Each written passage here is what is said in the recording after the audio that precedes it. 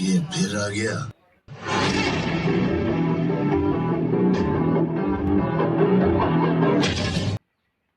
बाबू कोण आहे रे बाबा घरी?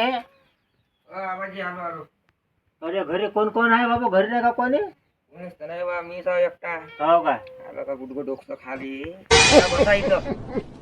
कुठे कामावर गेले वाटते घरचे? हा, कामावर गेले. हो काय? निंदाले गेले काय? हा बस ना, सांग ना काही गोष्टी मुष्टी काही. अरे काय करतो रे, घरी काही गमे नाही. हा मला असं वाटलं चला आता येऊ इकून फिरून. बरं बसा.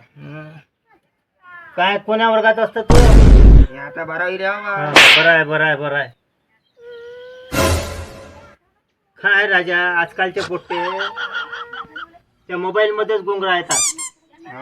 हा शाळेत कसं कमी आणि त्या मोबाईल मध्ये रात्रंदिवस आपले पाहतात. काय पाहतात काय नाही. हा आणि असे दोन होते पोरं त्यासारखे बारके फिरके चांगले धटधुष्ट होते आणि गावरानी भाकरी होत्या त्यावेळेस. आता कुठे येते तसं पोयात आणि टकाच्या तर भाजीत काय आता कसं नाही. म्हणून लेकरे असे झाले हेकोळे चकोळे. कोणतेही पाहिले का असेच दिसतात.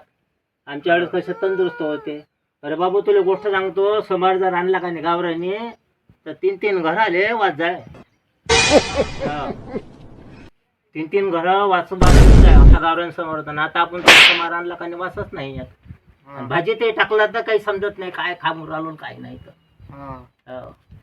तू माझी गोष्ट सांगतो, मी ज्यावेळेस कॉलेजला होतो का नाही तर एवढा सुंदर होतो पाहायले. मा कॉलेजमध्ये कोणीच नव्हतं एवढा सुंदर होतो पाहायले मी.